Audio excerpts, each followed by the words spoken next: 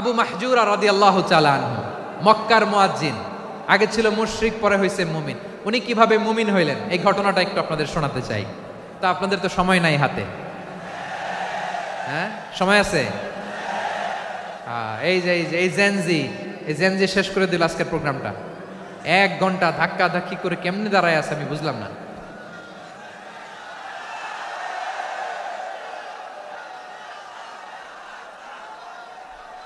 না তাকবির না, চুপ করতে হবে। What I need, you stop. Just shut up. চুপ। হ্যাঁ ঠিক আছে, এভাবে।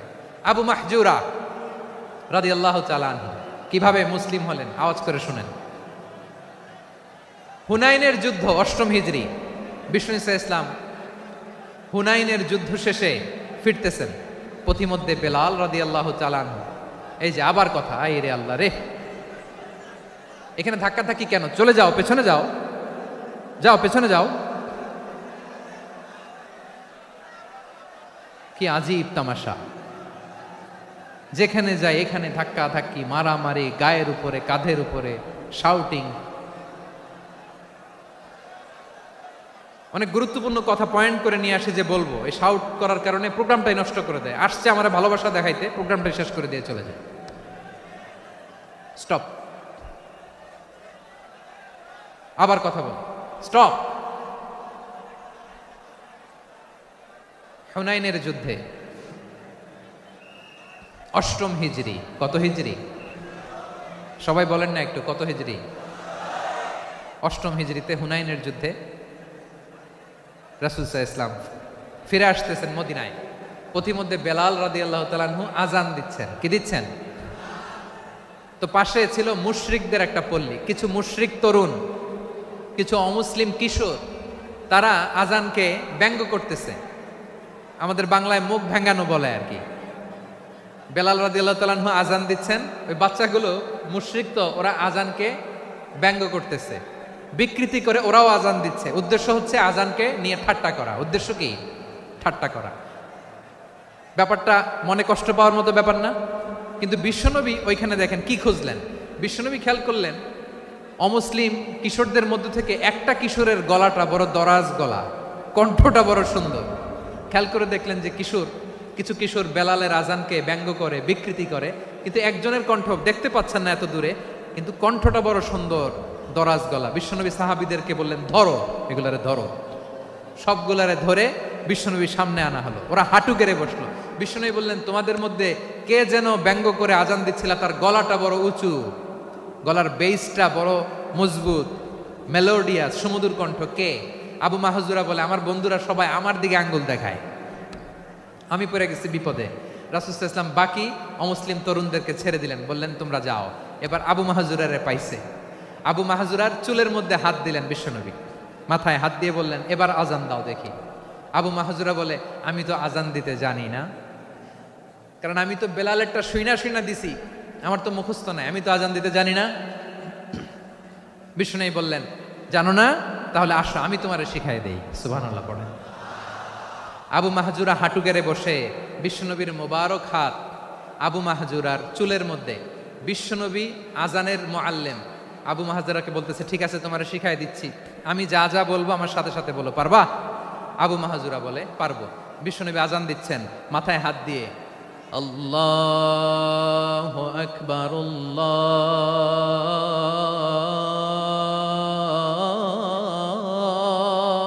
আকবার। আবু মাহজুরা এই বাক্যটা পড়লেন। বিশ্বনবী দ্বিতীয় বাক্য পড়তে আরম্ভ করলেন, আল্লাহু আকবার,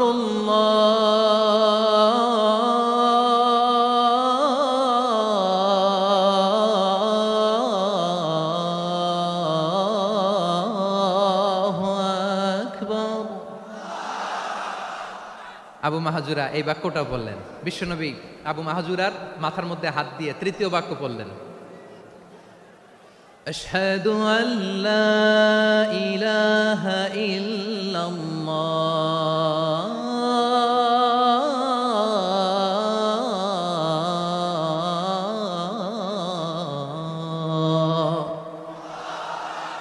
আবু মাহাজুরা তৃতীয় বাক্য পড়লেন। বিশ্বনবী একটা বাক্য পরে আবু মাহাজুরা পরে, বিশ্বনবী পরে আবু মাহাজুরা পরে। আবু মাহাজুরা কিন্তু অমুসলিম, মুশরিক। আবু মাহাজুরা বলে, এক একটা বাক্য পড়ি আমার কলিজাটা গলে ঠান্ডা হয়ে যায়। এতদিন মোহাম্মদকে গালি দিতাম, এখন মোহাম্মদ আমার মাথায় যখন হাত রাখছে আমার সারা শরীর ঠান্ডা হয়ে গেছে। বিশ্বনবী আজান শিখাচ্ছেন, একটা একটা বাক্য পড়ে আবু মাহজুরাও পড়ে, বিশ্বনবী পড়ে আবু মাহজুরাও পড়ে।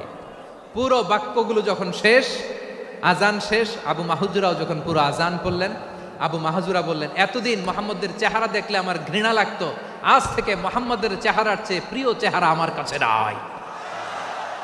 আবু মাহজুরা বললেন, ও মুহাম্মদ, আজানের বাক্য তো আপনি আমার শেখালেন, এখানেই শেষ করবেন না, আপনি আমারে পড়ায় দেন, লা ইলাহা ইল্লাল্লাহ মুহাম্মাদুর রাসূলুল্লাহ সাল্লাল্লাহু আলাইহি ওয়াসাল্লাম।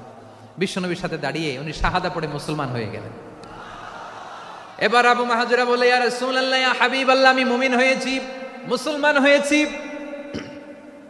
আপনার কাছ থেকে আজান শিখার সৌভাগ্য আমি লাভ করেছি গো নবী।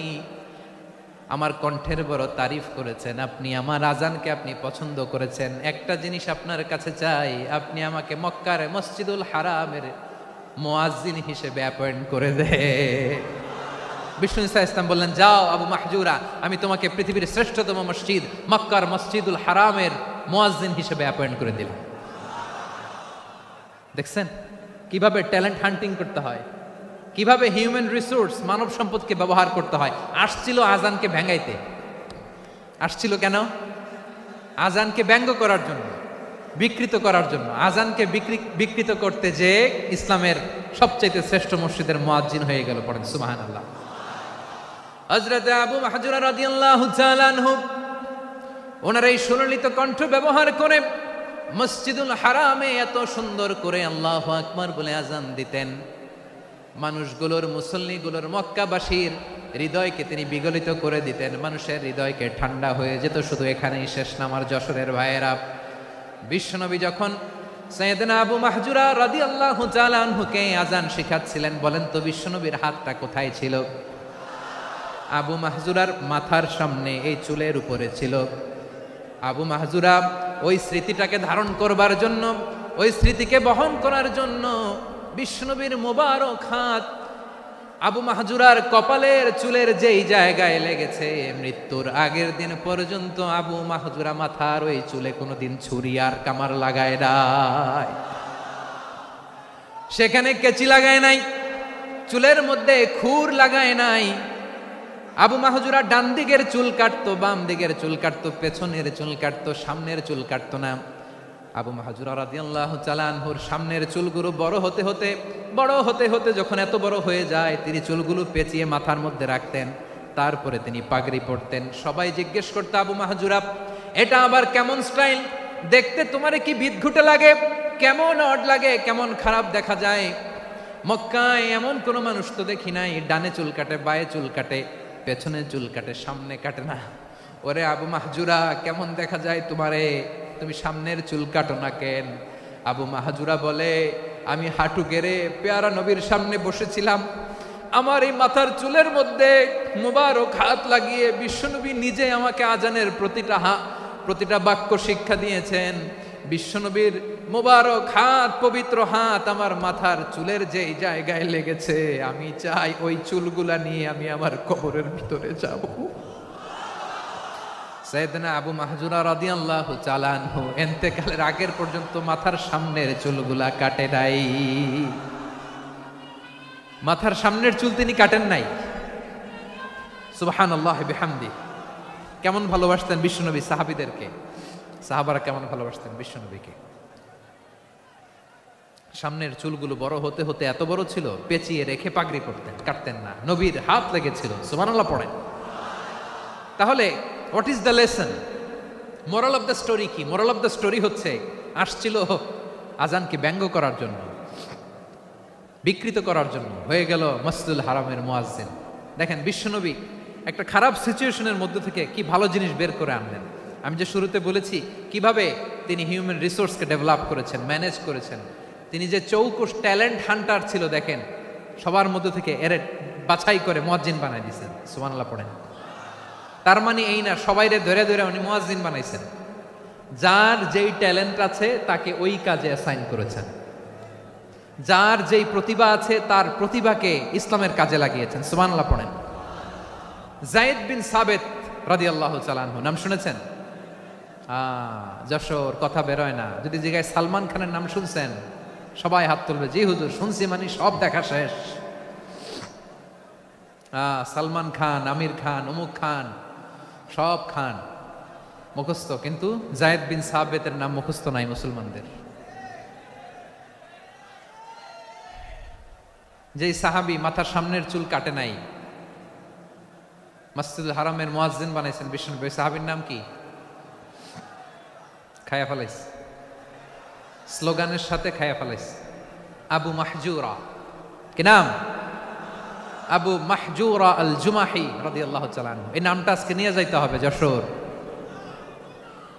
আবু মাহজুরা রাদিয়াল্লাহু তাআলা আনহু। 2 নম্বরে বলছিলাম যায়েদ বিন সাবিত রাদিয়াল্লাহু তাআলা আনহু। বিশ্বনবী দেখলেন মদিনার এই আনসারী সাহাবী হাইলি ট্যালেন্টেড, ইন্টেলেকচুয়াল, মেরিটোরিয়াস, জ্ঞানের প্রতি তার আকর্ষণ, মারাত্মক আকর্ষণ। বিশ্বনবী তাকে দায়িত্ব দিলেন, কোরআন যা নাজিল হয় তুমি লিখো, কাতিবুল ওয়াহি বানায় দিলেন। সুবহানাল্লাহ। যায়েদ বিন সাবিতরে আবার আজান শিখান নাই, কারণ তার মধ্যে বিশ্বনবী প্রতিভা দেখেছেন, একাডেমিক প্রতিভা। বিশ্বনবীর একাডেমিক প্রজেক্টগুলো তিনি হ্যান্ডেল করতেন। যায়েদ বিন সাবিত ছিল বিশ্বনবীর ব্যক্তিগত সচিব। কি ছিল? ব্যক্তিগত সচিব। বোঝেন নাই? বিশ্বনবীর ব্যক্তিগত সচিব এবং দোভাষী।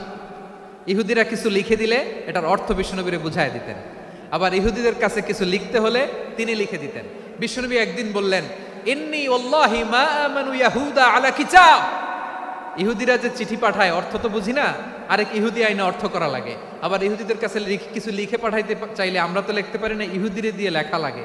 ওরা যে পয়রা শোনায় লিখে দেয়, আমি ওদের বিশ্বাস করি না, আমার নিজের একজন লোক দরকার। বিশ্বনবী এই যায়েদ বিন সাবিতকে চুজ করলেন ল্যাঙ্গুয়েজের জন্য। উনি বললেন, যায়েদ তোমার সফট স্কিলকে ডেভেলপ করতে হবে, তুমি হিব্রু ল্যাঙ্গুয়েজ শিখে ফেলো। যায়েদ বিন সাবিত বলল, বিশ্বনবীর মোটিভেশন আর ইন্সপিরেশন পেয়ে আমি 15 দিনে ইহুদিদের এই হিব্রু ল্যাঙ্গুয়েজ শিখে ফেললাম। শুধু শিখে ফেললাম না, হাত্তা হাদিকতু, even I became master in the language. এই ভাষা আমি পারদর্শী হয়ে গেলাম। এরপরে ইহুদিরা চিঠি লিখে পাঠালে আর কোনো ইহুদি ডাকা লাগতো না, আমি নবীর এটার অর্থ শুনে পরে বুঝাই দিতাম। আবার ইহুদিদের কাছে চিঠি লেখা লাগলে আমি যায়েদ বিন সাবিত চিঠি লিখে দিতাম। সুবহানাল্লাহ। দেখেন, এত সাহাবীর মধ্য থেকে বিশ্বনবীর একাডেমিক প্রজেক্ট, ব্যক্তিগত সচিব, দোভাষী হিসেবে তিনি যায়েদ বিন সাবিতের মতো তরুণকে নির্বাচিত করেছেন। কেমন ট্যালেন্ট হান্টার ছিল আমার নবী। সুবহানাল্লাহ পড়বেন না? বিশ্বনবীর ইন্তেকালের পরে সাইয়েদনা আবু বকর রাদিয়াল্লাহু তাআলা আনহু যখন খলিফা হয়ে আসলেন, কোরআনকে সংকলনের দায়িত্ব দেয়া লাগবে, কোন সাহাবীকে দিবেন? সব সাহাবারা মিলে পরামর্শ করলেন। সাইয়েদনা আবু বকর, উমর সবাই মিলে এই বিশাল কোরআন সংকলনের গুরু দায়িত্ব বিশ্বনবীর ব্যক্তিগত সচিব, বিশ্বনবীর দোভাষী, বিশ্বনবীর সিলেক্ট করাই লোক যায়েদ ইবনে সাবিত রাদিয়াল্লাহু তাআলা আনহুকে দিয়েছে। কোরআনের কবি তো আজকে এখানে রাখে নাই। এই যে আজকের যে কোরআন পড়েন, এটা আগে এরকম ছিল না। কোরআন নাজিল হলে সাহাবারা চামড়ার, ওটের চামড়ায় লিখে ফেলতো, ওটের চ্যাপ্টা হাড্ডির মধ্যে লিখে ফেলতো, গাছের গুড়ির মধ্যে লিখে ফেলতো, বিভিন্ন জনের কাছে ছড়ানো ছিটানো ছিল। আবু বকর রাদিয়াল্লাহু তাআলা আনহু একসাথে করলেন, পরবর্তীতে উসমান রাদিয়াল্লাহু তাআলা আনহু একসাথে করলেন। 114 সূরার এখন এই মুসহাফ, এই কম্পাইলেশন, এই কপি আমরা পেয়েছি, যার হিউজ কন্ট্রিবিউশন ছিল। এই পুরো কোরআন কম্পাইলেশনের প্রজেক্ট ম্যানেজার ছিল যায়েদ বিন সাবিত রাদিয়াল্লাহু তাআলা আনহু। কোরআন কম্পাইলেশনের প্রজেক্ট ম্যানেজার। দেখেন, উনারে মাথায় হাত দিয়ে আজান শিখায় নাই। সুবহানাল্লাহ কইবেন না? তাহলে প্রথম সাহাবী আবু মাহজুরাকে মুয়াজ্জিন বানাইলেন, যায়েদ বিন সাবিতকে ব্যক্তিগত সচিব আর দোভাষী বানালেন, মুসআব ইবনে উমাইর রাদিয়াল্লাহু তাআলা আনহুকে ইসলামের প্রথম অ্যাম্বাসেডর বানালেন। তাহলে তৃতীয় নাম্বার একজন সাহাবীর নাম বলছি, মুসআব ইবনে উমাইর। মুসআব কি নাম? নামটা কেমন লাগে? এই কয়েকজনের ভাল লাগে, বাকিদের ভাল লাগে না? ভাল লাগে? এই এই আর কয়েকটা মিনিট দেওয়া যাবে না আমাকে আল্লাহর রাস্তে? হ্যাঁ ঠিক আছে। আমি তোমাদেরকে ভালোবাসা দেখাবো, দোয়া করব যদি চুপ থাকো, একেবারে চুপ, কষ্ট সহ্য করো, বাকিরা যা সওয়াব পাবে তোমরা ডবল পাবা, যেহেতু কষ্ট বেশি, কিন্তু চুপ। 3 নম্বর সাহাবীর নাম মুসআব। এই ধাক্কাধাক্কি কেন রে ভাই? না না না, এরকম হইলে আসবো না যশোর, আমি আর আসবো না। হয় পিছনে চলে যাও, নাহলে চুপ, ধাক্কাধাক্কি নেই। 3 নম্বর সাহাবীর নাম মুসআব। কি নাম? He was the first ambassador in Islam. ইসলামের প্রথম ডিপ্লোমাট, প্রথম কূটনৈতিক, ইসলামের প্রথম কূটনৈতিক, ইসলামের প্রথম ডিপ্লোমাট, প্রথম অ্যাম্বাসেডর মুসআব ইবনে উমাইর, মক্কার তরুণ যুবক। উনি পারফিউম লাগাইলে মানুষ দেখলেই বুঝতো এটা মুসআব লাগাইছে। এমন ড্যাশিং ফেসের ছিল, এমন স্মার্ট ড্যাশিং ফেস, এমন পার্সোনালিটির মানুষ ছিল মুসআব রাদিয়াল্লাহু তাআলা আনহু। কারণ যিনি ইসলামের স্পোকম্যান হবেন, মুখপাত্র হবেন, তার স্মার্ট হওয়ার দরকার আছে না নাই? আকাবার প্রথম শপথ যখন হলো, তাদের সাথে বিষ্ণু ঈসা ইসলাম মদিনাতে একজন মুখপাত্র পাঠালেন, ডিপ্লোমাটকে পাঠালেন, অ্যাম্বাসেডর অফ ইসলাম। তিনি হচ্ছেন মুসআব ইবনে উমাইর। পড়েন সুবহানাল্লাহ। বিশ্বনবী দেখলেন সে অনেক স্মার্ট, তার ডেডিকেশন আছে, সিনসিয়ারিটি আছে, এবং মদিনায় যে আউস খাজরাজ গোত্রের নেতাদের সাথে ডিল করতে হবে, ইহুদিদের সাথে ডিল করতে হবে, ওখানে একজন পাক্কা জানু খেলোয়াড়ের দরকার আছে না নাই? মুসআব ইবনে উমাইর রাদিয়াল্লাহু তাআলা আনহু, ওনাকে বিষ্ণু ঈসা ইসলাম চুজ করলেন। এবং বিষ্ণু ঈসা ইসলামের এই চুজিংটা, এই সিলেকশনটা এত সুন্দর ছিল, তিনি মদিনাতে যে বিশ্বনবী আসার আগেই মদিনার জমিনকে তিনি উর্বর করে ফেলছেন। প্রতিটা ঘরে ঘরে কালিমার দাওয়াত তিনি পৌঁছায় দিয়েছেন। জুমার বিধান নাজিল হয়েছে, কিন্তু মক্কায় পরিবেশ নাই জুমা পালনের। বিষ্ণু ঈসা ইসলাম একজনকে দিয়ে খবর পাঠালেন, যাও মদিনায় মুসাবকে যে বলো, মুসাব তো আমার শিক্ষক, আমার স্পোকম্যান, মদিনাতে যেন তারা জুমা কায়েম করে। বিশ্বনবীর আগেই মুসআব মদিনার মুসলিমদেরকে নিয়ে মদিনায় প্রথম জুমা কায়েম করে ফেলছে। কোন সুবহানাল্লাহ। ডিপ্লোম্যাটদের কেমন হইতে হয়, অ্যাম্বাসেডারের কেমন হইতে হয়, মুসআব রাদিয়াল্লাহু তাআলা আনহুর কাছ থেকে শিখে নাও। মুসআব নামটা কেমন লাগে? যশোর যাদের সন্তান হবে, ছেলের সন্তান, আমার রাস্তায় পাইলে সবাই জিজ্ঞেস করে, হুজুর একটা নাম দেন, আমার ছেলে হবে। যশোরবাসীর জন্য আমি একটা নাম দিয়ে দিলাম, নাম রাখতে হবে মুসআব। কি নাম? নামটা যাদের ভাল লাগে, ছেলে সন্তান অনাগত আসবে, মনে চাইলে নাম রেখে দিবেন মুসআব রাদিয়াল্লাহু তাআলা আনহুর নামে মুসআব। তাহলে মুসআব রাদিয়াল্লাহু তাআলা আনহুকে বিশ্বনবী ল্যাঙ্গুয়েজ শিখান নাই, সফট স্কিল শিখান নাই। যায়েদ রাদিয়াল্লাহু তিনি হিব্রু ল্যাঙ্গুয়েজ শিখেছেন, সুরিয়ানি শিখেছেন, কিন্তু মুসআবকে তিনি বানিয়েছেন the spokesman of Islam, the first diplomat, the ambassador of Islam. সুবহানাল্লাহ পড়বেন না? আব্দুল্লাহ ইবনে আব্বাস রাদিয়াল্লাহু তাআলা আনহু বিশ্বনবীর কাজিন, চাচাতো ভাই। আবার মাইমুনা রাদিয়াল্লাহু তাআলা আনহু, মাইমুনা নবীর স্ত্রী, তিনি ছিলেন আব্দুল্লাহর আপন খালা। তো নবীর বউ যদি ওনার খালা হয়, নবী তার কি? বুঝে নাই, নবী তার কি? খালু। তাহলে সম্পর্ক অনেক গভীর, কাজিন আবার খালু। ছোট্ট মানুষ, তাই রাতে মাঝে মাঝে ঘরে থাকতো। বিশ্বনবী দেখলেন আব্দুল্লাহ যেহেতু আমার ঘরে ঢুকতে পারে, আব্দুল্লাহরে এই উম্মতের বড় শিক্ষাবিদ বানাইতে হবে। কথা বোঝে নাই? আব্দুল্লাহকে কি বানাইতে হবে? শিক্ষাবিদ, এডুকেটর অফ দিস উম্মাহ, এই উম্মার শিক্ষাবিদ বানাইতে হবে। তাই আব্দুল্লাহ ইবনে আব্বাসকে বিশ্বনবী হাতে কলমে শিক্ষা দিয়েছেন। আহারে, আর এরপরে যে কি ভাষা আসবে তোমাদের জন্য আমার মুখ থেকে আমি নিজেও জানি না। 1 ঘন্টা যাবত ধাক্কা ধাক্কি মারামারি। তো আসতে বলছে কে তোমাকে? পেছনে চলে যাও, জায়গা না পেলে। পুরো প্রোগ্রামটাই নষ্ট করে দেয়।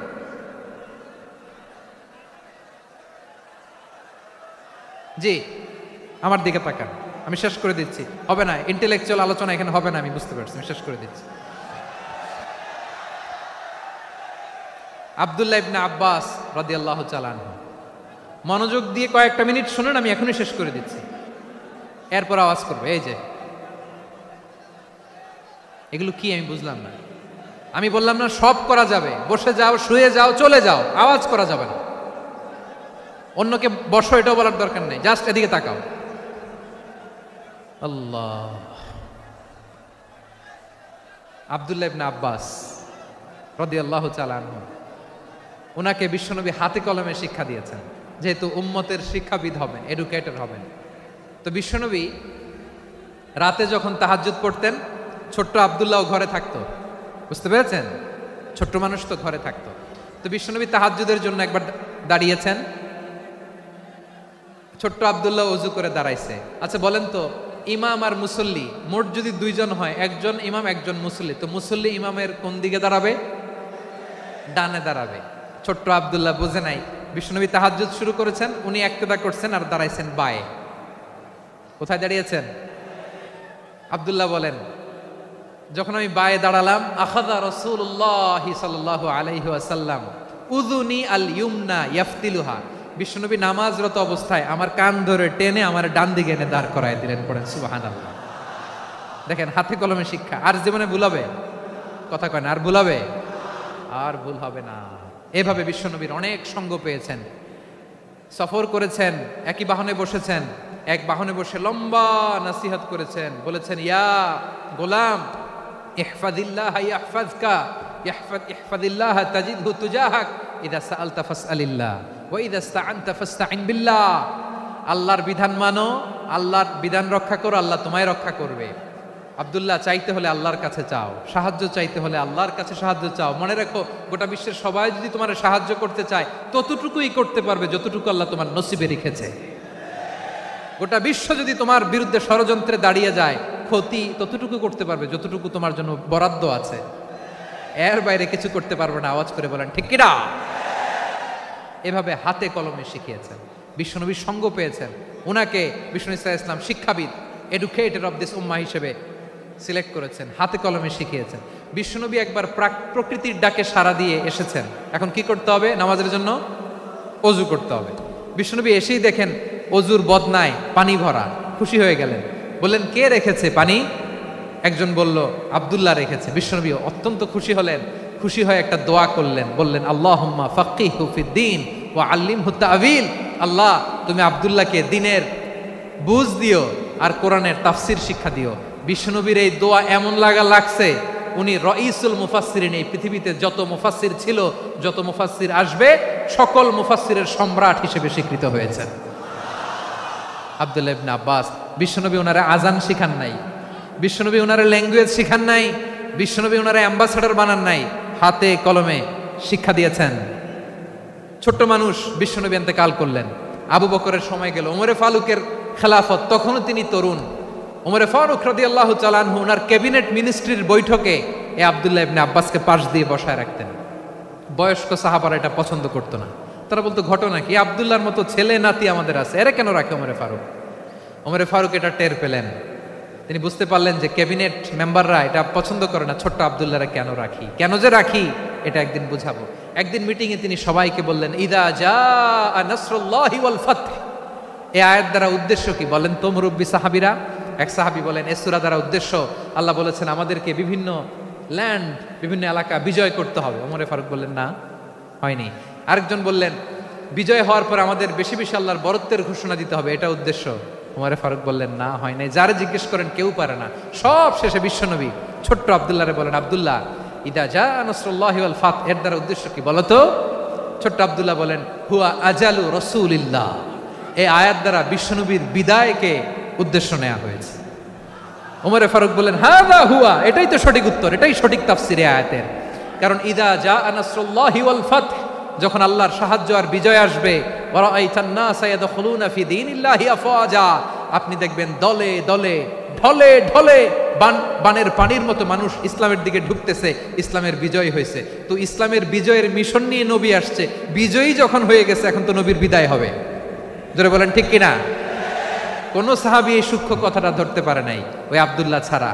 আব্দুল্লাহ যখন উত্তর দিছে, সব সাহাবীদের টনক নড়েছে। এরপর থেকে কোনো ক্যাবিনেট মিটিং এ আর কোনো সাহাবারা কোনো প্রশ্ন করে নাই। আওয়াজ করে পড়েন সুবহানাল্লাহ। বিশ্বনবী আব্দুল্লাহ ইবনে আব্বাসকে দ্য এডুকেটর অফ দ্য উম্মাহ, উম্মার শিক্ষাবিদ হিসেবে গ্রহণ করেছেন। আওয়াজ করে পড়তে হবে আল্লাহু আকবার। সাহাবীদের নামগুলো মনে থাকবে? এক নম্বরে আবু মাহজুরা, মুয়াজ্জিন বানাইছেন। যায়েদ ইবনে সাবিত, দোভাষী, ট্রান্সলেটর অফ প্রফেট, এবং তিনি ছিলেন বিশ্বনবীর ব্যক্তিগত সচিব। Musab ibn Umair, the first ambassador and diplomat of Islam. Abdullah ibn Abbas, এই উম্মার সবচেয়ে বড় এডুকেটর, শিক্ষাবিদ।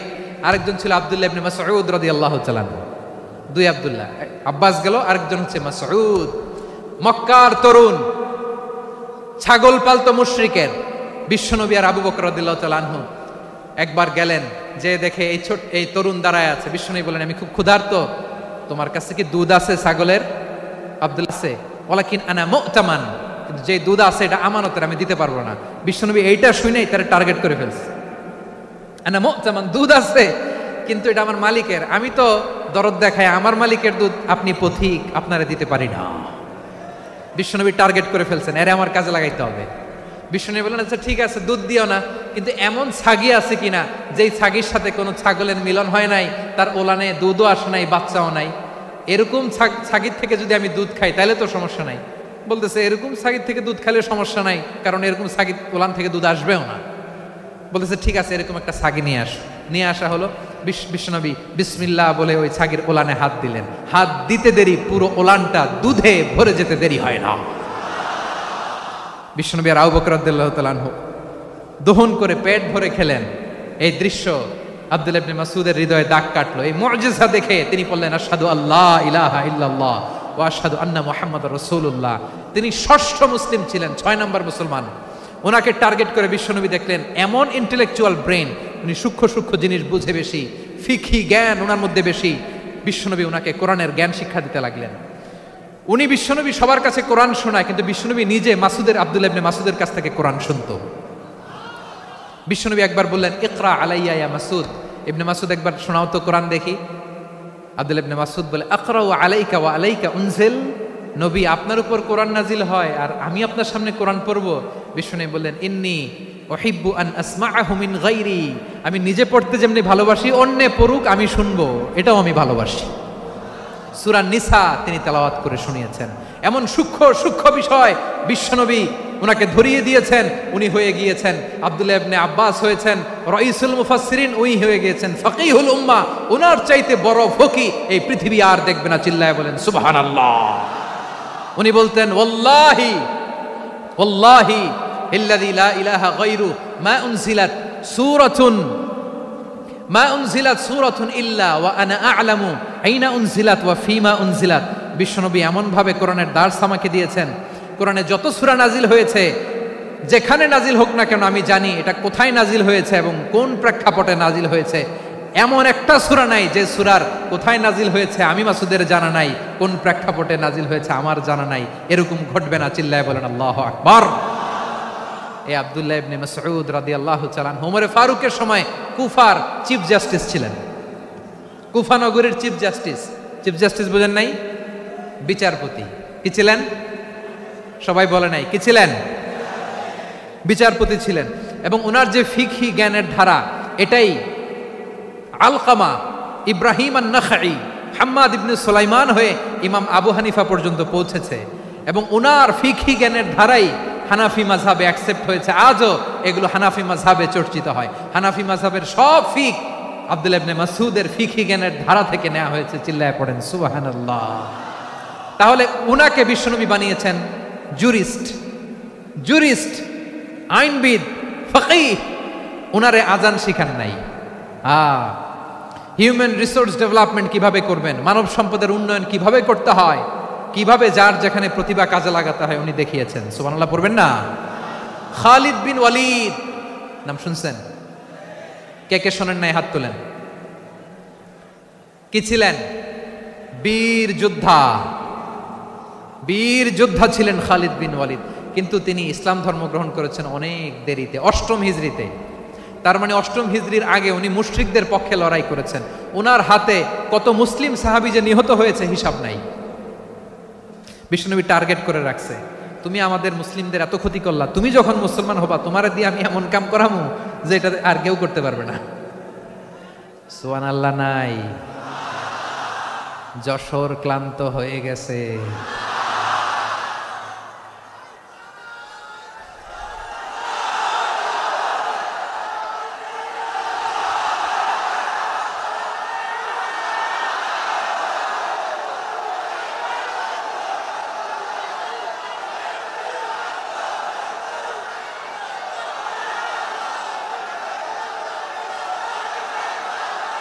মাশাআল্লাহ, বসুন। বসুন। খালিদ বিন ওয়ালিদ রাদিয়াল্লাহু তাআলা আনহু ৮ম হিজরিতে মুসলিম হয়েছেন, মক্কা বিজয়ের আগে। তো মক্কা বিজয়ের আগে যখন মুসলিম হয়েছেন, এর আগে কি করছেন? কাফিরদের সাথে যুদ্ধ করেছেন। উনি উহুদের যুদ্ধে মুসলমানদের যে পরাজয় ভাব, কঠিন পরিস্থিতির মুখোমুখি উনার কারণে পেছন থেকে এমন আতর্কিত আক্রমণ করেছেন, মুসলমানদেরকে কচুকাটা করেছেন। ৮ম হিজরিতে আল্লাহ তাআলা হেদায়েতের নূর দিয়ে ওনার হৃদয়টাকে উজালা করে দিলেন। লা ইলাহা, এটা এমন বাণী যার হৃদয়ে একবার টাচ খাবে, এইটা থেকে সে আর পালিয়ে বেড়াতে পারে।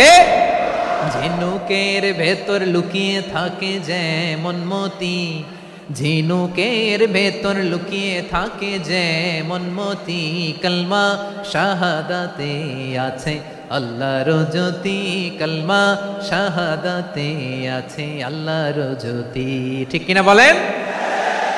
মক্কা বিজয়ের আগে মুসলিম হলেন, হওয়ার পরেই বিশ্বনবীর টার্গেট ফুলফিল হলো। ওই যে টার্গেট করে রেখেছেন আর দোয়া করেছেন, খালিদ বিন ওয়ালিদ যদি মুসলিম হয় তাকে আমি মিলিটারি চিফ বানাবো। ওনাকে আজান শিখান নাই, ওনারে কান ধইরা নামাজের এই মাথা থেকে ওই মাথা আনান নাই, ফিকহি কোরআনের সূক্ষ্ম তাফসীর ওনারে শিখান নাই, অ্যাম্বাসেডর বানান নাই। বিষ্ণু ইসলাম উনাকে সামরিক অভিযানে প্রেরণ করেছেন। সামরিক অভিযানে তিনি প্রেরণ করেছেন। উনার জীবদ্দশায় উনার নেতৃত্বে যতগুলো যুদ্ধ হয়েছে, একটা যুদ্ধেও তিনি পরাজয় বরণ করেন নাই। ওমরে ফারুকের সময়কালে তিনি চিফ অফ মুসলিম মিলিটারি, মানে মুসলিম সেনাপতি হয়েছেন। যশোর, আওয়াজ করো, ঠিক কিনা বলো? সেনাপতি, মুসলিম সেনাপতি। তাহলে কিভাবে হিউম্যান রিসোর্স ব্যবহার করতে হয় গোটা বিশ্ব আমার নবীর কাছ থেকে শিখে নাও। খালিদ বিন ওয়ালিদ, ওনাকে বিশ্বনবী একটা উপাধি দিয়েছেন। উপাধিটা হচ্ছে সাইফুল্লাহিল মাসলুল, আল্লাহর নাঙ্গা তরবারি, আল্লাহর খোলা তরবারি, দ্য ওপেন সোর্ড অফ আল্লাহ। খালিদ বিন ওয়ালিদ মুসলিম সেনাপতি। হাসান বিন সাবেত, নাম শুনছেন? দেখি উনি কি ছিল বলেন। রাসূলের সভা কবি, কালচারাল হিজিমনিকে ডিফিট করার জন্য। উনি ভালো অস্ত্র চালানো জানতেন না, ওই কাজে উনি যেতেন না। ওনার ছিল কাব্য প্রতিভা। কাব্য প্রতিভা, কাফিররা কবিতা দিয়ে নবীকে গালি দিত। বিশ্বনবী বলতেন, ইয়া হাসান আজিব আন রাসূলিল্লাহ, তুমি নবীর হয়ে কাফেরদের এই কথাগুলোর জবাব দাও। বিশ্বনবীর একটা মিম্বার ছিল, বিশ্বনবীর মিম্বারের পাশাপাশি মসজিদে নববীতে এই হাসান বিন সাবেতের জন্য বিশ্বনবী একটা স্পেশাল মিম্বার বানিয়ে দিয়েছেন। এখান থেকে তুমি জবাব দাও। এবং বিশ্বনবী বলেছেন, আল্লাহুম্মা আইয়িদহু বিরূহিল কুদুস, আল্লাহ হাসান আমার পক্ষে জবাব দেয়, তুমি জিব্রাইল মারফত তাকে সাহায্য পাঠাইয়া দিও। রাসূল সাল্লাল্লাহু আলাইহি ওয়াসাল্লামের সভা কবি, the poet of the prophet, নবীর কবি। উনি কবিতা দিয়ে, এমন উচ্চাঙ্গের ভাষায় কবিতা দিয়ে তিনি জবাব দিতেন, কাফিরদের গা শিহরে যেত, তাদের হৃদয়ে আগুন ধরে যেত। তাহলে এরকম কবিরও দরকার আছে না নাই? এখন যাকে আল্লাহ দিছে কাব্য প্রতিভা, এরা যদি আপনি যুদ্ধের ময়দানে পাঠান হবে? যারে দিছে সুরেলা গলা, এরা যদি অ্যাম্বাসেডর বানান হবে না। হাসান বিন সাবেত ছিলেন বিষ্ণু ইসলামের কবি। হুযাইফা ইবনুল ইয়ামান বিশ্বনবীর গোয়েন্দা বিভাগের প্রধান। কিসের প্রধান? হুযাইফা ইবনুল ইয়ামান। ওনার ছিল ডিটেকটিভ মাইন্ড, ডিটেকটিভ মাইন্ড, গোয়েন্দা বিভাগের প্রধান। এবং উনি হচ্ছেন সাহিবু সিররি রাসূলিল্লাহ, রাসূল সাল্লাল্লাহু আলাইহি ওয়াসাল্লামের গোপন তথ্যের ধারক বাহক।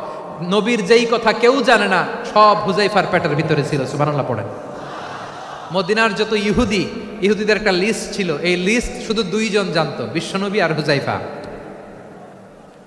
সুবহানাল্লাহ পড়বেন না? তাহলে ওনাকে কোন দায়িত্ব দিছে? কোন বিভাগ? যশোর, আওয়াজ করো, কোন বিভাগ? গোয়েন্দা বিভাগের হেড ছিল। খন্দকের যুদ্ধে প্রচন্ড আজকের মতো শৈত্য প্রবাহ, মাটি খনন করতে করতে সাহাবীদের পেটে ক্ষুধা নাই, দাঁড়াইতে পারে না নামাজের জন্য, এত ক্লান্ত, ক্ষুধা, ক্লান্ত, শ্রান্ত। বিশ্বনবী বললেন, কে আছো? এই কঠিন শীত, এই ভয় আর ক্ষুধার মধ্যেও খন্দকের পরীক্ষার টপকে শত্রু শিবিরে যে আমাকে তথ্য দিবা, কে আছো? কারো গায়ে শক্তিই নাই যে দাঁড়াবে, কেউ দাঁড়ায় না। বিশ্বনবী তখন নিজে হুযাইফাকে ডাক দিলেন, হুযাইফা, যে আমাকে আজকে শত্রু শিবিরের তথ্য এনে দিবে, সে জান্নাতে আমার মোরাফাকা, আমার সঙ্গী হবে। হুযাইফা রাদিয়াল্লাহু ইবনুল ইয়ামান জীবনের ঝুঁকি নিয়ে এই ক্ষুধা, শৈত্য প্রবাহ, কোল্ড ওয়েভসকে উপেক্ষা করে পরীক্ষা টপকে শত্রু শিবিরে যে সবার কথাগুলো চুপে চুপে শুনে বিশ্বনবীর দরবারে এসে গোয়েন্দাদের মতো তথ্য সরবরাহ করেছে। বিশ্বনবীর গোয়েন্দা বিভাগের প্রধান হুযায়ফা ইবনুল ইয়ামান ইন্টেলিজেন্স বিভাগ চালাতেন। মুনাফিকদের নাম ওনার কাছে ছিল। মুআয ইবনে জাবাল মদিনা রাষ্ট্রের সবচেয়ে সিনিয়র আমলা ছিলেন। আমলাতন্ত্র চিনেন তো? প্রশাসনিক কাজ যারা চালায়, অ্যাডমিনিস্ট্রেশন বোঝেন না? The department of administration. মদিনার রাষ্ট্রের সিনিয়র আমলা মুআয ইবনে জাবাল মুতাখাসসিসুন ফিল হালাল ওয়াল হারাম, হালাল হারামের স্পেশালিস্ট ছিলেন। বিশ্বনবী উনাকে ইয়ামানের গভর্নর করে পাঠায়েছেন। বলেছেন ইন্নাকা তা'তি কওমান আহলা কিতাব, এমন গোষ্ঠীর কাছে যাবা ইহুদি নাসারা, আগে শাহাদা পড়লে এরপরে নামাজের দাওয়াত দিও, নামাজ পড়লে যাকাতের দাওয়াত দিও। গভর্নরের অ্যাটিটিউড যেমন থাকে তেমন অ্যাটিটিউড ধরে রেখো। সুবহানাল্লাহ পড়েন। তাহলে মুআয ইবনে জাবালকে দিয়ে বিশ্বনবী কবিতা লেখায় নাই, চিঠি লেখায় নাই, আজান দেওয়ায় নাই। সুবহানাল্লাহ পড়বেন না? সব শেষ সাহাবী বলি আবু হুরায়রা রাদিয়াল্লাহু তাআলা আনহু, নাম শুনছেন? বিড়ালের বাবা। কি করতেন? খালি হাদিস মুখস্থ করতেন। উনি বলতেন আলজামু রাসূলুল্লাহ আলা মিল ইবাতনি, আমার শুধু পেটের ক্ষুধার বন্দোবস্ত হইলে আমি নবীর সঙ্গ ছাড়তাম না। আমার আনসার সাহাবারা ক্ষেত খামারের কাজ করত, আমার মুহাজির সাহাবারা ব্যবসা করত, আর আমি নবীর সাথে সাথে থাকতাম। শুধু সকাল বিকাল দুই বেলা যদি আমার খাবারের বন্দোবস্ত হয় আমি আর নবীর লক ছাড়ি না। সুবহানাল্লাহ কইবেন না? 5374টা হাদিস তিনি বর্ণনা করেছেন। সবচেয়ে বেশি হাদিস বর্ণনাকারী সাহাবী। হাদিস প্রিজার্ভেশনের কাজে বিশ্বনবী ওনাকে কাজে লাগিয়েছেন। উনি একদিন বলেন ইয়া রাসূলুল্লাহ আসমাউ মিনকা কাসীরান ফালা আহফাজু, নবী অনেক কথা শুনি আমার মনে থাকে না। বিশ্বনবী বললেন তাই? উবসুত রিদাক, তোমার চাদরটা বিছাও। আবু হুরায়রা বিছালেন, বিশ্বনবী হাত বুলায় দিলেন, এরপরে অনেক হাদিস বর্ণনা করলেন। আবু হুরায়রা বলে তারপর থেকে বিশ্বনবী যাই বর্ণনা করে আমি শুনি আর একটাও ভুলি না। এখন সুবহানাল্লাহ। বিশ্বনবী ওনাকে হাদিস প্রিজার্ভেশন, নবীর এই যে লক্ষ্য হাদিস প্রিজার্ভেশনের এই দায়িত্ব দিয়েছেন সাইয়েদনা আবু হুরায়রা রাদিয়াল্লাহু তাআলা আনহুকে। প্রিয় ভাইরা, তাহলে 10 জন সাহাবীর কথা যে বললাম, আপনারা কি খেয়াল করেছেন কত বড় ট্যালেন্ট হান্টার, চৌকস ট্যালেন্ট হান্টার ছিল আমার নবী। এক একজনের এক এক ট্যালেন্ট এক এক কাজে অ্যাসাইন করেছেন, এক একজনকে এক এক দায়িত্ব দিয়েছেন, এক একজনের প্রতিভাকে এক একভাবে বিকশিত হওয়ার সুযোগ দিয়েছেন। আওয়াজ করে বলেন ঠিক কি না?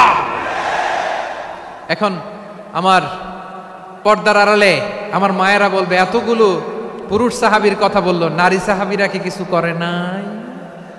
হ্যাঁ, একজন নারী সাহাবীর কথা বলে মোনাজাত হবে, দোয়া ছাড়া কেউ যাব না। রুফাইদা আল আসলামিয়া রাদিয়াল্লাহু তাআলা আনহা, ওনার বাবার নাম সাআদ আল আসলামি। বিশ্বনবী কি খেয়াল করলেন দেখেন, সাআদ ছিল মদিনার বড় ডাক্তার। এই নারী সাহাবী রুফাইদা বাবার কাছ থেকে চিকিৎসা বিদ্যা শিখেছেন। যখন শিখছে বিশ্বনবী দেখলেন আমার তো প্রতি সপ্তাহে সপ্তাহে যুদ্ধে আহত সাহাবীদের সেবা দিবে কে? বিশ্বনবী রুফাইদাকে বললেন রুফাইদা তুমি মসজিদে নববীর পাশে একটা মেডিকেল ক্যাম্প করো। এই যে সাকিনা আদ্দিন মেডিকেলের আমার ছাত্রী বন্ধুরা শুনে রাখো, তোমাদের আইকন হচ্ছে এই রুফাইদা আল আসলামিয়া।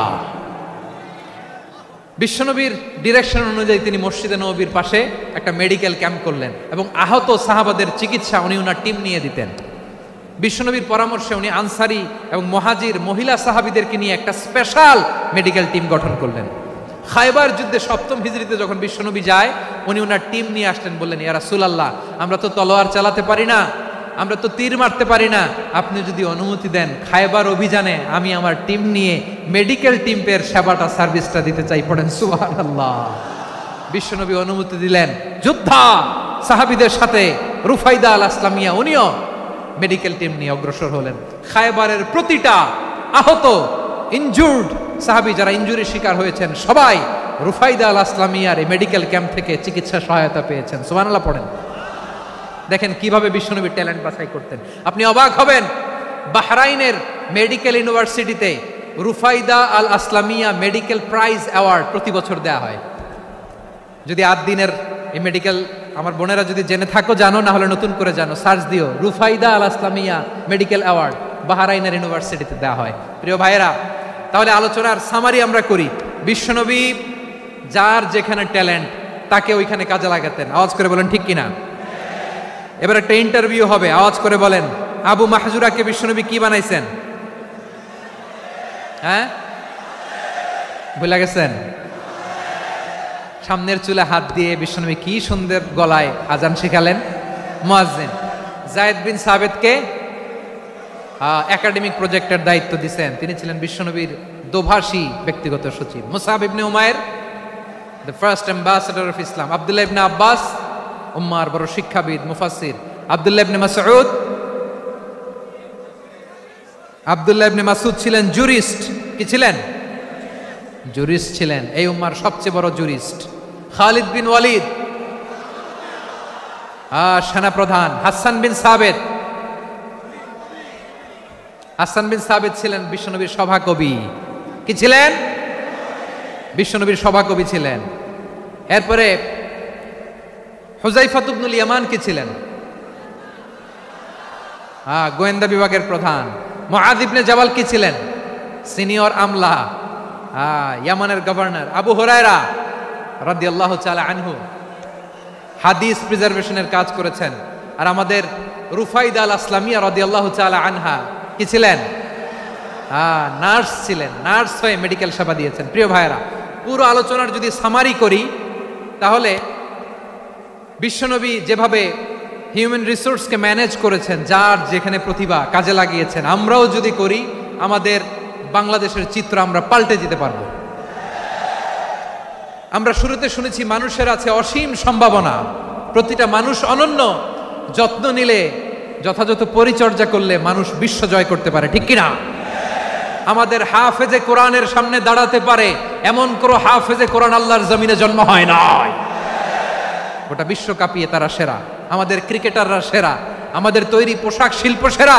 এরকম অনেক অনেক সেরা জিনিস আছে, আমরা এগুলোরে নার্চারিং করতে পারি নাই, পরিচর্যা করতে পারি নাই, সঠিক তারবিয়াতের অভাব।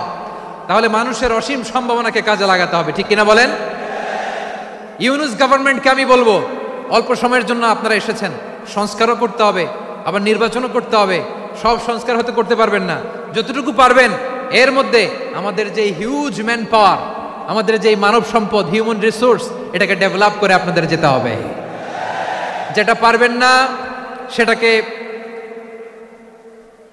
পরবর্তী নির্বাচিত গভর্নমেন্টের কাছে রেখে যেতে হবে, যে তারা যেন করে, তাদের কাছে আপনারা এটা রেখে যাবেন। তাহলে মানুষ চাইলে বিশ্ব জয় করতে পারে। আর মানুষকে হারাতে পারে কেউ? জোরে বলো যশোর, মানুষকে হারাতে পারে কেউ? আল্লাহ আমাদেরকে জনসংখ্যা দিয়েছেন প্রিয় ভাইয়েরা, এই জনসংখ্যা অনেক বড় সম্পদ, এটা আমাদের জন্য অভিশাপ নয়, আশীর্বাদ। আমাদের জনসংখ্যাকে যদি আমরা জনশক্তিতে রূপান্তর করতে পারি, আজকে বাংলাদেশ যে অবস্থানে দাঁড়িয়ে আছে, বাংলাদেশ তার 20 গুণ উন্নতির শিখরে চলে যাবে। চিল্লায় বলো ঠিক কিনা? আমাদের শ্রমিক ভাইয়েরা বাইরে কাজ করে, আমাদের শ্রমজীবী ভাইয়েরা, প্রবাসীরা, তাদের ব্যাপারে গুরুত্ব দিতে হবে। আমাদের শ্রমের দাম সবচেয়ে কম, সবচেয়ে কম। তারা এম্বাসিতে গুরুত্ব পায় না, এয়ারপোর্টে গুরুত্ব পায় না। এই সরকার অবশ্য তাদেরকে অনেক গুরুত্ব দিচ্ছে। আমাদের অদক্ষ শ্রমিককে যখন আমরা দুবাই পাঠাই অল্প বেতন পায়, কিন্তু ইন্ডিয়ানরা দক্ষ শ্রমিক পাঠালে তার 3 গুণ বেতন পায়। আমরা আমাদের শ্রমিকদেরকে অদক্ষভাবে আর পাঠাতে চাই না, দক্ষ শ্রমিক পাঠিয়ে আমরা রেমিটেন্সের বন্যা বইয়ে দেব। আমাদের শ্রমিকদের পাঠানো রেমিটেন্সের টাকায় সচল থাকে আমার দেশের অর্থনীতির চাকা। তাদেরকে সবচেয়ে গুরুত্ব দিতে হবে। আমরা পেয়েছি ফ্রিডম ফাইটার, মুক্তিযোদ্ধা, আর আমার প্রবাসী ভাইরা হচ্ছে রেমিটেন্স ফাইটার। জোরে বলো ঠিক কিনা? তাহলে আমাদের এই জনশক্তিকে জনসম্পদে ট্রান্সফর্ম করতে হবে, ঠিক কিনা বলেন?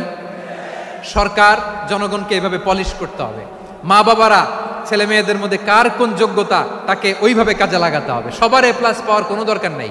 আমাদের দেশে একটা টেন্ডেন্সি আছে, পরীক্ষায় এ প্লাস না পাইলে কই তুই কি করলি, পাশের বাড়ির ছেলে এ প্লাস পাইছে, যা ওর পা ধোয়া পানি খা। কি খা? তা আমি ভাবছি যে পা ধোয়া, এ প্লাস পাওয়া ছেলেদের পা ধোয়া পানির একটা পানির ব্র্যান্ড বানাইতে হবে, এরকম লেখা থাকবে এ প্লাস পাওয়া ছেলেদের পা ধোয়া পানি। খাওয়া নাই, এগুলার খাওয়া নাই। ওরে আল্লাহ এ প্লাস পাওয়ার জন্য বানাইছে, আর আপনার ছেলেকে এই এ প্লাস গুলারে নিয়ন্ত্রণ করার জন্য আল্লাহ বানাইছে। ওকে দিয়ে আল্লাহ কি করবে আপনি জানেনই না। একটা এ প্লাস, একটা এ গ্রেড একটা মানুষের জীবনকে ঠিক করে দিতে পারে না। আপনার ছেলেকে আল্লাহ অন্যদিকে যোগ্যতা দিয়েছে। ওদের মনোবল ভাঙবেন না, খবরদার, খবরদার। ছেলে মেয়েদের মনোবল ভাঙবেন না। যাকে দিয়ে যেটা হবে তাকে দিয়ে সেটা করতে হবে, তার প্রতিভাকে সেভাবে কাজে লাগাতে হবে। তাহলে বাংলাদেশ আমাদের এই জনসংখ্যা জনসম্পদে রূপান্তরিত হবে। আমাদের সরকারের তত্ত্বাবধানে আমাদের 18 কোটি জনগণ দক্ষ জনশক্তিতে রূপান্তরিত হোক, আমরা চাই কি চাই না? আমরা ভালো মানুষ, শ্রেষ্ঠ মানুষ হতে চাই কি চাই না? ওই জাপানিজদের মতো সৎ, ওই ইউরোপিয়ানদের মতো কালচার্ড, আমাদেরকে আল্লাহ তাআলা কোরআন সুন্নাহ অনেক কিছু দিয়েছেন। যেহেতু বর্তমানে আমরা দেখছি তারা সৎ, তাদের মধ্যে ভ্যালু আছে, সেগুলো আমাদের মধ্যে আনার দরকার আছে না নাই? আর ইসলাম দিয়ে আমাদের জীবনকে সাজাতে হবে, ইসলাম দিয়ে আমার পরিবারকে সাজাতে হবে। ইসলাম থেকে, কোরআন থেকে প্রেসক্রিপশন না নিলে জীবন সুন্দর হবে না। কোরআন থেকে প্রেসক্রিপশন না নিলে সমাজ সুন্দর হবে না। কোরআনের প্রেসক্রিপশন না মানলে রাষ্ট্র সুন্দর হবে না। কোরআনের প্রেসক্রিপশন অ্যাপ্লাই না করলে শুধু দুর্নীতি দমন কমিশন দিয়ে দুর্নীতি বন্ধ করা যাবে না। এজন্য কোরআনের আইন আমরা চাই কি চাই না? প্রিয় ভাইয়েরা, হিউম্যান রিসোর্স ডেভেলপমেন্ট, মানব সম্পদের উন্নয়ন, আমাদের সরকার যেন এদিকে নজর দেয়। আমরা যেন এই ব্যাপারে যত্নবান হয়ে উঠি। যাকে আল্লাহ যে যোগ্যতা দিয়েছে, এই যোগ্যতা দিয়ে আমরা যেন ইসলামের জন্য, দেশের জন্য কাজ করি। আমরা যেন আমাদের স্কিল ডেভেলপ করি, আমাদের পটেনশিয়ালকে ডেভেলপ করি। মোরালিটি, ভ্যালিউজ নিয়ে শায়েখ আহমদুল্লাহ আলোচনা করেছেন, এগুলো দিয়ে যেন আমরা আমাদেরকে সাজাই। আল্লাহ তাআলা আমাদের দেশকে তুমি নিরাপদ করো, আমরা পড়ি আমিন। আল্লাহ আমার 18 কোটি জনগণকে তুমি জনশক্তিতে রূপান্তরিত করো, আমিন। আল্লাহ আমরা হাতে হাত রেখে, কাঁধে কাঁধ মিলিয়ে ভাই ভাইয়ে যেন এই দেশকে গড়তে পারি, আল্লাহ তুমি তৌফিক দান করো, আমরা পড়ি আমিন। আমার প্রিয় মহিউদ্দিন ভাই বলেছেন, হুজুর এমন একটা ঘোষণাপত্র দিয়ে যাবেন আজকের এই ঐতিহাসিক যশোরের প্রোগ্রামে, যেটা গোটা বাংলাদেশে মানুষ এটার উপর আমল করে। আমি যে কথাটা বলেছি এটাই, আসুন আমরা আমাদের জনসংখ্যাকে জনসম্পদে ট্রান্সফর্ম করি। আমাদের জনসংখ্যাকে আমরা যেন জনশক্তিতে রূপান্তরিত করি। জনসংখ্যাকে ট্রান্সফর্ম করে জনশক্তি দিয়ে আমরা যেন আগামী